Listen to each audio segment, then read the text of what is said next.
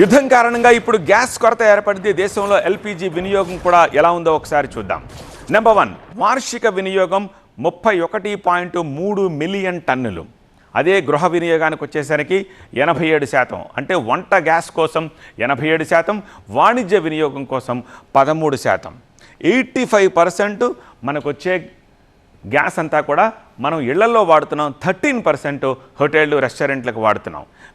ఎంత మొత్తం మీద వస్తుంటుంటే 31.3 మిలియన్ టన్నులు వస్తుంటే అందులో 87% ఇళ్లకు, 13% హోటళ్లకు. ఇక ఎక్కడి నుంచి వస్తుంది? దిగుమతులు. దేశీయ అవసరాల్లో 62% విదేశాల నుంచే వస్తుంది మనకి.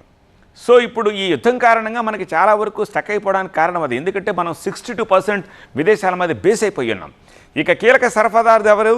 సౌదీ అరేబియా, ఇతర గల్ఫ్ దేశాలు. ఇప్పుడు యుద్ధం జరుగుతున్న ఆ మిడిల్ ఈస్ట్ ప్రాంతాలే. ఈ రవాణా మార్గం ఏంటి? మళ్ళీ అదే వస్తోంది, హర్ముజ్ జలసంధి. ఆ జలసంధి నుంచి షిప్స్ వస్తే కానీ ఇది రాదు. సో ఎల్పిజి దిగుమతుల్లో 85 నుంచి 90% ఈ మార్గం ద్వారానే వస్తాయి, ఆ దేశాల నుంచే వస్తాయి. కాబట్టి ఇప్పుడు మనకి గ్యాస్ కష్టాలు చిపడ్డాయి.